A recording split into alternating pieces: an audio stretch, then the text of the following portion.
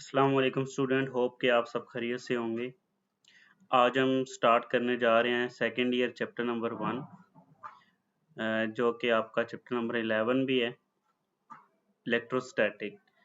आज हम इसकी एक्सरसाइज के एमसीक्यूज को डिटेल से जो है वो एक्सप्लेन करेंगे और समझेंगे। जिन जिन टॉपिक से वो रिलेटेड हैं उन टॉपिक को थोड़ा थोड़ा टच भी करेंगे। तो चलते हैं एमसीक्यूज की तरफ। एमसीक्यूज नंबर 1 है, a charge q is divided into two parts, q and q minus q। यानी एक चार्ज है कैपिटल Q से, उसका नाम है, और आपने उसको दो पार्ट्स में डिवाइड कर दिया। एक को नाम स्मॉल q के साथ और एक जो है वो q माइनस q आपको दे दी। अब इन दोनों को सेपरेट किया हुआ है डिस्टेंस r से। The force of repulsion between them will be maximum when. अब उनके दरमियान जो फोर्स ऑफ रिपल्जन है वो मैक्सिमम कब होगी। चार ऑप्शन दिए हुए हैं। एक q/4 अगर q की वैल्यू कैपिटल Q/4 हो, अगर q/3 हो, q/2 हो, या दोनों q जो हैं वो इक्वल हो, यानी इक्वल पार्ट में डिवाइड किया हो। तो अब क्या होगा याद रखना है कि जो फोर्स है उसका फार्मूला क्या है, KQ1Q2/r²। ये इलेक्ट्रिकल फोर्स है या इलेक्ट्रोस्टैटिक फोर्स, कूलम फोर्स भी इसका नाम है, जो दो चार्जेस के दरमियान होती है। अब यहाँ पर देखें जरा, आपको Q1 स्मॉल q दिया हुआ है और Q2 Q माइनस Q दिया हुआ है यहाँ पे। अब आप अगर गौर से देखें, आपने इन चार वैल्यू के लिए इस फोर्स की वैल्यू फाइंड करनी है। तो एमसीक्यूज को इजी बनाकर सोल्व करना चाहिए। तो इसको इजी करने के लिए जो k/r² है ये कॉमन क्वांटिटी है, इसको आप क्या करोगे, इसको आपने इग्नोर कर देना है। पीछे जो क्वांटिटी रह जाएगी, अब ये क्या है, Q into Q minus Q, ये फोर्स के डायरेक्टली प्रोपोर्शन है। जिस ऑप्शन के लिए इस क्वांटिटी की वैल्यू मैक्सिमम होगी उस ऑप्शन के लिए फोर्स की वैल्यू मैक्सिमम होगी। तो उसके लिए आपने क्या करना है, पहले ऑप्शन ए के लिए देखें, इसकी value Q into Q minus Q से Q की वैल्यू Q/4 लगा दें, तो ये आपके पास Q/4 दोनों स्मॉल q की जगह आ जाएगा। इससे आपके पास इसका एलसीएम लें, Q माइनस Q/4, 3Q/4 आता है, 4×4=16 और Q मल्टीप्लाई बाई Q से Q², तो 3/16 आपके पास इसकी रेशियो आती है, जो 0.19 के बराबर है। Q² जो है वो इसके साथ आ जाएगा। अब सेकंड ऑप्शन के लिए देखें, Q into Q minus Q, Q/3 जब पुट करेंगे तो आपके पास 2Q²/9 आएगा। अब 2/9 की वैल्यू क्या आती है, 0.22। अब 0.19 छोटी है, 0.22 उससे बड़ी वैल्यू है। तो इन दोनों में से तो फोर्स की वैल्यू क्या है, बी ऑप्शन के लिए ज्यादा है। लेकिन अगर थर्ड सी ऑप्शन के लिए देखें तो आपके पास Q²/4 आती है और 1/4 की वैल्यू 0.25 आती है। अब ये 0.25 इन दोनों से ज्यादा है। और फोर्थ के लिए देखें, अगर दोनों चार्जेस इक्वल हो जाएं तो फिर आपके पास फोर्स 0 हो जाएगी। तो इसका मतलब क्या है कि जो ऑप्शन सी है उसके लिए आपके पास फोर्स की वैल्यू क्या आ रही है, मैक्सिमम। तो ऑप्शन सी जो है ये आपका राइट आंसर है। सेकंड एमसीक्यूज में आपसे कहा गया, 3 object are brought close to each other 2 at a time. 3 objects हैं, उनको ए, बी और सी आपस में करीब लिया जाता है, करीब लाया जाता है, और दो एक टाइम में करीब आते हैं, फिर एक को साइड पे कर दिया जाता है, फिर दूसरे दो को एक करीब लाया जाता है।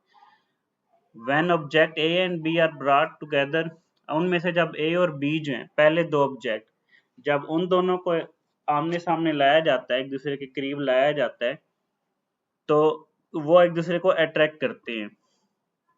और जब बी और सी को करीब लाया जाए तो वो रिपेल करते हैं। इससे आप क्या कंक्लूड करते हैं, ऑप्शन ए में दिया हुआ है कि object A and C possesses charge of the same sign. जो ए और सी है उनका जो साइन है, यानी पॉजिटिव, दोनों चार्जेस पॉजिटिव होंगे या दोनों नेगेटिव होंगे। बी ऑप्शन है कि ए और सी जो है वो ऑपोजिट चार्जेस होंगे।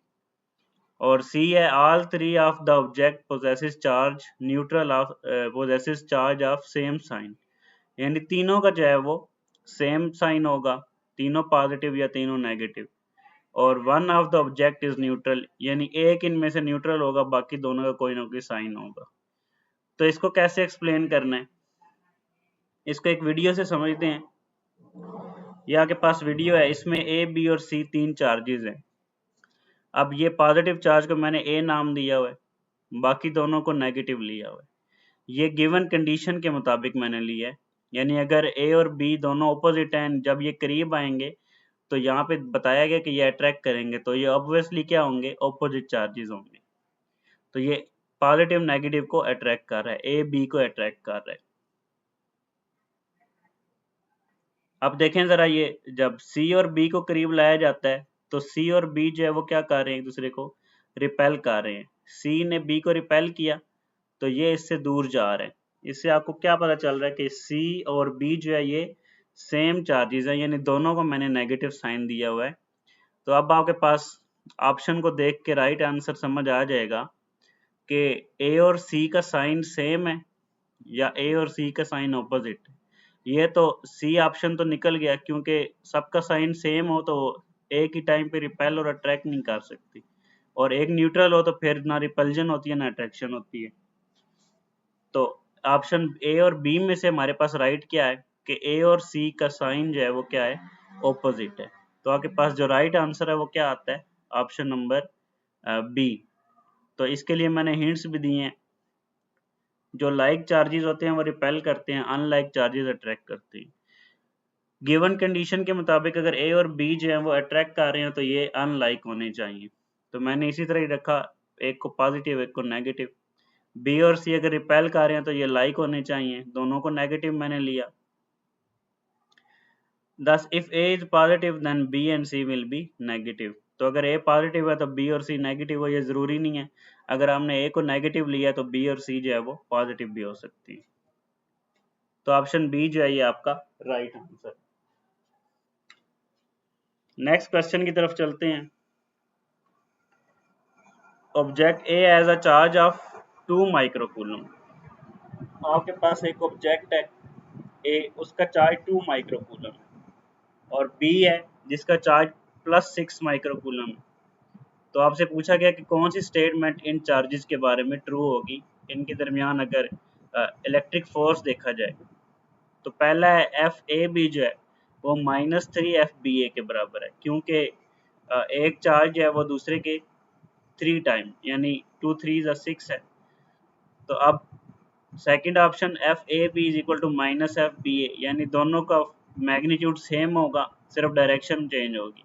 सी में आपसे कहा गया है कि 3FAB -FBA, फर्स्ट का जो है वो फोर्स 3 टाइम होगा सेकंड के, लेकिन ऑपोजिट साइन के साथ। और थर्ड में सेकंड का 3 टाइम होगा फर्स्ट के, लेकिन सेम साइन के साथ। तो आप इसको समझिए ज़रा। एक चार्ज आपके पास 2 माइक्रोकूलम, ये लेफ्ट साइड पे, ये राइट साइड पे एक्ट कर रहा है, फोर्स लगा रहा है एक दूसरे चार्ज 6 माइक्रोकूलम के ऊपर, और ये लेफ्ट साइड की तरफ फोर्स लगा रहा है। तो आप देखें ज़रा, दोनों कूलम फोर्स जो होता है या इलेक्ट्रिक फोर्स, ये म्यूचुअल फोर्स होते हैं। जितना फोर्स एक चार्ज दूसरे पे लगाता है उतना ही दूसरा चार्ज पहले पर भी लगाता है, ये म्यूचुअल फोर्स कहलाता है। लेकिन इनके साइन क्या है, opposite. 6 microcoulomb charge left side पे फोर्स लगा रहा है और 2 माइक्रोकूलम चार्ज जो है वो राइट साइड पे, यानी ए जो चार्ज है वो राइट साइड पे फोर्स लगा रहा है। तो आप इससे क्या कंक्लूड करते हैं कि दोनों का जो मैग्नीट्यूड है वो सेम होगा, क्योंकि म्यूचुअल फोर्स है, लेकिन डायरेक्शन क्या होगी, ऑपोजिट। तो इससे आगे पास क्या आ जाएगा, अगर मैग्नीट्यूड को देखें तो एफ ए बी होता है KQ1 QA/QB/R²। बी ए का फोर्स क्या होगा, QB/QA/R²। इसमें सिर्फ क्या चेंजिंग है, QA और QB की प्लेस जो है वो चेंज कर दी है। अब ये दोनों एक अलजेब्रिक वैल्यू है, और अलजेब्रिक वैल्यू में आपको पता है कि मल्टीप्लिकेशन के लिहाज से ये क्या होता है, कम्यूटेटिव होता है, लिहाजा फोर्स के मैग्नीट्यूड क्या होंगे, वो सेम होंगे। डायरेक्शन की बात करें तो डायरेक्शन आपके पास क्या है, एक जो है वो राइट साइड पे एक्ट कर रहा है और दूसरा लेफ्ट साइड पे, तो दोनों की डायरेक्शन क्या होगी, ऑपोजिट होगी। तो इसकी जो आंसर होगा वो क्या है, ऑप्शन बी, यानी एफ ए बी जो है वो एफ बी ए के बराबर है, लेकिन साइन क्या है, ऑपोजिट, नेगेटिव साइन के साथ। तो ऑप्शन बी आपका करेक्ट आंसर है। 4 में आपसे कहा गया कि some charge is being given to a conductor then potential is, अगर किसी कंडक्टर को कोई एक चार्ज प्रोवाइड किया गया हो तो उसका पोटेंशियल क्या होगा। ऑप्शन ए है maximum at surface, option B है maximum at centre, option C है will remain same throughout the conductor और ऑप्शन डी है maximum somewhere between the surface and center।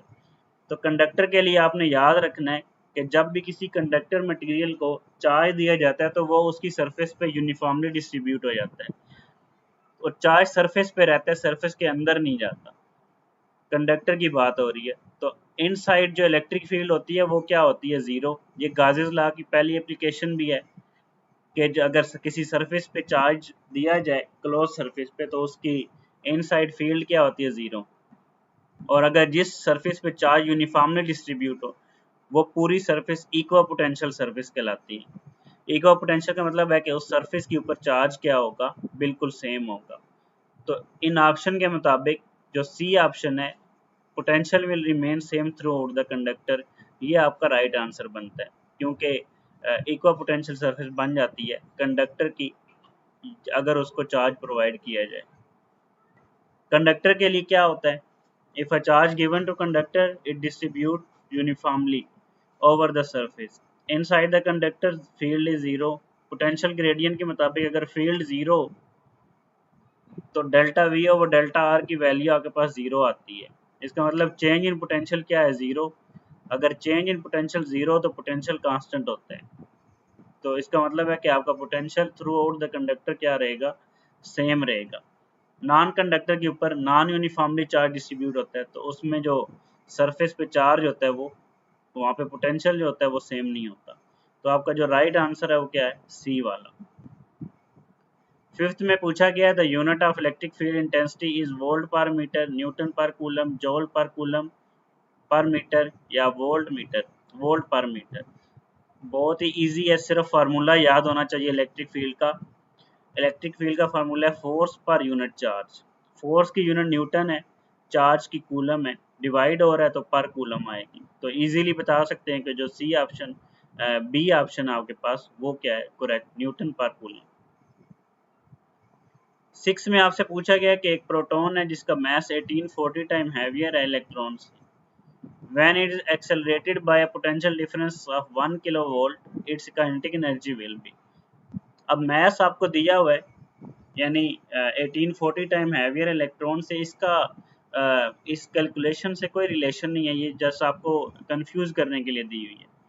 आपने मेन फोकस करना है कि आपने फाइंड क्या करना है, उस चीज़ पे काइनेटिक एनर्जी फाइंड करनी है। काइनेटिक एनर्जी का फार्मूला क्या होता है, क्यू डेल्टा वी। अब क्यू डेल्टा वी में आपको इस मैस के साथ कोई रिलेशन नहीं है। तो ऑप्शन में क्या दिया हुआ है, 1840 kilo electron volt, 1/1840 kilo electron volt या 1 किलो इलेक्ट्रॉन वोल्ट या 920 किलो इलेक्ट्रॉन वोल्ट। तो इजीली आप देख सकते हैं अगर Q delta we kinetic energy के बराबर है और given Q 1 electron volt electron के बराबर है यानी एक इलेक्ट्रॉन है, एन इलेक्ट्रॉन की बात की है तो 1 इलेक्ट्रॉन होगा। और डेल्टा वी क्या है, चेंज इन पोटेंशियल, ये 1 किलो वोल्ट है। डायरेक्टली वैल्यू पुट करेंगे क्यू की जगह पे 1 इलेक्ट्रॉन और पोटेंशियल डिफरेंस 1 किलो वोल्ट, तो 1 इंटू 1 से 1 नहीं आएगा तो किलो इलेक्ट्रॉन वोल्ट इसका यूनिट आ जाएगा। तो आपके पास जो ऑप्शन सी है ये आपका राइट आंसर है। 7 वाले में देखते हैं the electric field at a distance of 20 centimetre from 2 microcoulomb charges. आपसे इलेक्ट्रिक फील्ड फाइंड करने के लिए कहा गया है और चार्ज की वैल्यू दी हुई है 2 माइक्रोकूलम और डिस्टेंस कितना दिया हुआ है 20 सेंटीमीटर। यह आपके पास गिवन डाटा है। फाइंड क्या करना है, इलेक्ट्रिक फील्ड। इलेक्ट्रिक फील्ड का फार्मूला के क्यू ओवर आर स्क्वायर। के जो ये कूलम कांस्टेंट है इसकी वैल्यू आपको जुबानी याद रखनी पड़ेगी, 9 × 10⁻⁹ न्यूटन मीटर स्क्वायर पर कूलम स्क्वायर। यूनिट यहाँ पे नहीं यूज़ करेंगे, हमें कैलकुलेशन से जो है वो वैल्यू निकालनी है तो यूनिट सबकी सेम गिवन है इसलिए इसको आप क्या करेंगे, स्किप करेंगे।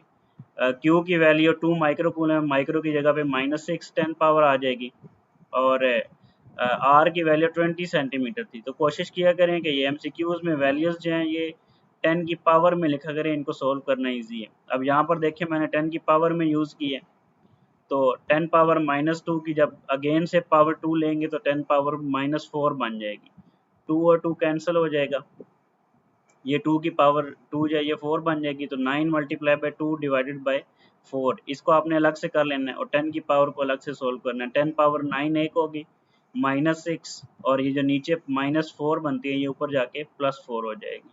इसको सोल्व करेंगे तो आपके पास क्या आ जाएगा, 4.5 मल्टीप्लाई 10 पावर 5 न्यूटन पर कूलम। तो जो आपका ऑप्शन डी है ये आपका राइट आंसर है। 8वें में क्या कहा गया है, an electric charge is placed at the center of the cube of side A। एक क्यूब है आपके पास, उसकी एक साइड की वैल्यू A है, तो इसका मतलब है कि तमाम साइड की वैल्यू भी क्या होगी, A ही होगी। The electric flux on it's one side will be, इसकी एक साइड पर इलेक्ट्रिक फ्लक्स की वैल्यू क्या होगी, यानी आपने एक फेज से इलेक्ट्रिक फ्लक्स फाइंड करना है और उस फेज की एक साइड की लेंथ क्या है, A है। ऑप्शन क्या दिए हुए, Q/6 epsilon not Q/ε0 A square, Q/4 pi epsilon not और Q/ε0। अब ये इजीली गाजेस लॉ से सोल्व हो सकता है। अगर आप देखें एक क्यूब है आपके पास, इसकी साइड A है और इसके सेंटर पर एक चार्ज पड़ा हुआ है, उस चार्ज से इलेक्ट्रिक फील्ड आउटसाइड निकल रही है, यानी पॉजिटिव चार्ज है तो आउटसाइड फील्ड होगी, तो ये फील्ड इसकी फेसेस को क्रॉस करके बाहर निकल रही है। लॉजिकली अगर इसको समझें तो ये मैंने ड्रा की है, यानी हर फेस से 3 लाइन निकल रही हैं यहाँ पे, ये फ्रंट साइड से भी और बैक साइड से भी, जो यहाँ पे ड्रा नहीं की गई, लेकिन 3 लाइनें हर फेस से निकल रही हैं। लॉजिकली देखा जाए तो टोटल फ्लक्स इस पूरी क्यूब की सरफेस से कितना होगा, 6 फेसेस हैं, तो उसको 3 से मल्टीप्लाई करें तो 18 बनता है, तो 18 जो है वो टोटल लाइन पास हो रही है। तो अगर आप एक फेस से निकालना चाहें तो 18 को क्या कर देंगे, 6 से डिवाइड कर देंगे, तो एक फेज से 3 लाइनें निकल रही हैं, तो आपके पास 3 जो है वो फ्लक्स की वैल्यू बनती है। इसी तरह अगर आपने गाजेस लॉ के मुताबिक कैलकुलेशन से इसको सोल्व करें तो गाजेस लॉ क्या कहता है कि टोटल फ्लक्स किसी भी क्लोज सरफेस से Q/ε0 होता है। तो अगर 6 फेसेस हैं, एक क्यूब है, उसमें से टोटल फ्लक्स Q/ε0 है, तो 6 फेसेस होंगी तो 6 से आपने डिवाइड कर देना इजीली, तो Q/6ε0 इसका आंसर आ जाएगा। ये आपके पास ऑप्शन ए है, तो राइट आंसर क्या आ जाएगा, ऑप्शन ए। 9 में आपसे कहा गया था electric flux through a surface of a sphere due to a charge cube place at its centre depends upon the radius of sphere, quantity of charge outside the sphere, surface area of the sphere, quantity of charge inside the sphere. यानी अगर आपके पास एक charge cube एक surface के centre पे पड़ा हुआ है, तो उससे जो सरफेस से फ्लक्स गुजर रहा होगा वो किस चीज़ पे डिपेंड करेगा, तो गाजेस लॉ के मुताबिक क्लोज सरफेस में जो चार्ज होता है फ्लक्स होता है Q/ε0 के बराबर है। तो अगर देखा जाए डिपेंडेंस तो ये किस पे डिपेंड कर रहा है, चार्ज पे और परमिटिविटी या फ्री स्पेस पे। तो गिवन ऑप्शन में से परमिटिविटी का जिक्र नहीं है, सिर्फ चार्ज का जिक्र है, तो ये चार्ज है क्लोज है उस सरफेस के अंदर, तो ऑप्शन डी जो है ये इससे रिजेंबल कर रहा है the quantity of charge inside the space, तो ये आपका राइट आंसर होगा, डी ऑप्शन क्या है आपका राइट आंसर। 10 में आपसे क्या पूछा गया है, a 1 microfarad capacitor of TV is subjected to 4000 volt potential difference, the energy stored in capacitor is, एक माइक्रोफैराड का कैपेसिटर है टीवी में जो लगा हुआ है और 4000 वाट पोटेंशियल इसको दिया जा रहा है। अब इसके अंदर जो एनर्जी स्टोर होगी वो कितनी होगी आपने फाइंड करनी है। एनर्जी का फार्मूला याद रखना है, U = CV²/2, ये एनर्जी फाइंड करने का फार्मूला है। इसमें अगर सिंपली आप वैल्यू पुट करें तो आपके पास क्या आ जाएगा, वोल्टेज 4000 है, इसको 4 × 10⁻³ लिखेंगे और 1 माइक्रोफेराड कैपेसिटेंस की वैल्यू है 1 × 10⁻⁻6 और डिवाइडेड बाय 2 आ जाएगा, तो आंसर क्या आ जाएगा 8 जॉल।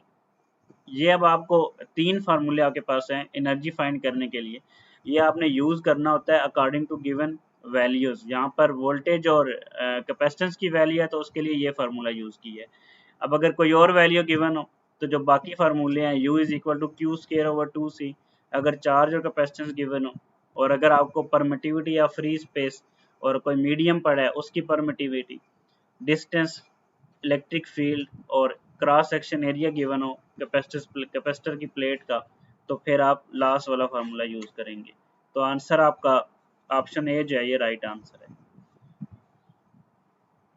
11 में पूछा गया है कि जो फिगर है ये आपके पास 3 कैपेसिटर सीरीज में लगे हुए हैं और इन कैपेसिटर के अंदर जो 3 माइक्रोफेराड यानी दरमियान वाला कैपेसिटर है, इसकी क्या जो है वो इसके ऊपर चार्ज क्या होगा। इसके लिए आपको इसकी प्रॉपर्टीज पता होनी चाहिए। जो सीरीज कम्बिनेशन है कैपेसिटर की, उसमें चार्ज हर कैपेसिटर पे सेम होता है, और अगर चार्ज सेम है और वोल्टेज क्या होती है, वोल्टेज यहाँ पे आपने total voltage sum of the voltage होती है, वो सेम नहीं होती। तो उसके लिए आपने याद रखना है कि चार्ज सेम होगा, Q1 Q2 Q3 ये सारे एक ही चार्ज Q के बराबर होंगे, और जो टोटल चार्ज है वो C equivalent into V total voltage multiply by total capacitance के बराबर है। उसके लिए पहले आपको C इक्वलेंट फाइंड करना पड़ेगा। V की वैल्यू आपको गिवन है 10 वोल्ट, फिगर में गिवन है, यहाँ पे मिस्टेक है, 10 वोल्ट आपको गिवन है। तो अब यहाँ पे C इक्वलेंट का फार्मूला क्या है, सीरीज कम्बिनेशन में 1/C equivalent is equal to 1/2 1/3 और 1/6, इन सबको ऐड कर देंगे तो आपके पास जो आंसर आएगा वो क्या आएगा, 1 माइक्रोफेराड। ये याद रखना है कि अगर आपके पास n नंबर ऑफ कैपेसिटर लगे हुए हैं सीरीज में, तो जो इक्विवेलेंट कैपेसिटेंस आएगी वो उन सब से कम वैल्यू की होगी, यानी इसमें सबसे कम वैल्यू 2 माइक्रोफेराड है, तो इक्विवेलेंट इससे भी छोटी आनी चाहिए 1 माइक्रोफेराड, तो आपका आंसर ठीक होगा। अगर ऐसे आपको सिर्फ इक्विवेलेंट फाइंड करने के लिए कभी कहा जाए तो आपने ऑप्शन में ढूंढना है जो वैल्यू, अगर एक ही वैल्यू इन सबसे कम है तो आप डायरेक्टली उसको लगा दें, आपको कैलकुलेशन की ज़रूरत नहीं होती। आप पुट करेंगे इक्वेशन 1 में वैल्यूज, तो 1 माइक्रोफेराड मल्टीप्लाई बाय 10 वोल्ट, तो ये 10 माइक्रो कूलम बन जाएगा टोटल चार्ज। अब टोटल चार्ज ही सारे चार्जेस के बराबर है, तो 3 के ऊपर भी इतना ही चार्ज होगा, तो ऑप्शन बी जो है ये आपका राइट आंसर है। 12 में क्या पूछा गया है, दो पैरेलल प्लेट्स है मेटल की, 8 मीटर इनके दरमियान डिस्टेंस है। यहाँ के पास दो पैरेलल प्लेट्स हैं, इनके ऊपर अपोजिट चार्ज है, इनके दरमियान जो इनकी फील्ड जो है वो लेफ्ट से राइट की तरफ है। एक 2 इलेक्ट्रॉन का जो चार्ज है वो पड़ा हुआ है, उसको रेस्ट की हालत में पॉजिटिव प्लेट के पास छोड़ा जाता है और ये राइट साइड में मूव करता है। जो डिस्टेंस है इन दोनों के दरमियान डेल्टा आर, वो आपको 8 मीटर दिया गया। अब आपसे कहा गया कि इसकी काइनेटिक एनर्जी फाइंड करें, जिस काइनेटिक एनर्जी से ये लेफ्ट से राइट की तरफ मूव करेगा। डाटा आपको बता दिया है, फार्मूला काइनेटिक एनर्जी का डेल्टा वी की वैल्यू आपको नहीं गिवन, तो आपने ऐसी वैल्यू निकालनी है जो गिवन वैल्यू के मुताबिक हो। तो डेल्टा वी अगर ग्रेडियंट का फार्मूला देखें तो E is equal to delta V over delta R, तो यहाँ से आप डेल्टा आर को मल्टीप्लाई करेंगे E के साथ, तो डेल्टा वी की वैल्यू क्या आ जाएगी, E डेल्टा आर।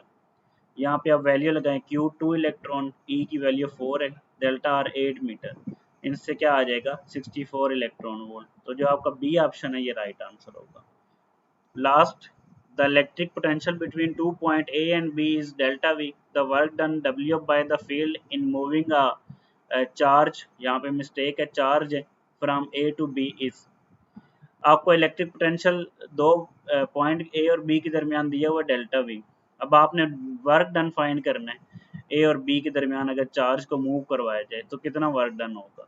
तो उसके लिए सिंपल डेफिनेशन देखेंगे। पोटेंशियल डिफरेंस की डेफिनेशन क्या है, दो पॉइंट के दरमियान जो पोटेंशियल डिफरेंस है वो work done per unit charge के बराबर होता है। तो इस इक्वेशन को अगर रीअरेंज करेंगे तो Q को मल्टीप्लाई कर दें तो W क्या आ जाएगा, Q डेल्टा V। तो आपके पास जो ऑप्शन बी है ये आपका राइट आंसर है। तो ये आपके MCQs हैं चैप्टर नंबर 1 सेकेंड ईयर या चैप्टर नंबर 11 कह सकते हैं इलेक्ट्रोस्टैटिक के। तो इंशाल्लाह नेक्स्ट लेक्चर में इसके शॉर्ट क्वेश्चन डिस्कस करते हैं। अपना ख्याल रखिएगा। अल्लाह हाफिज़।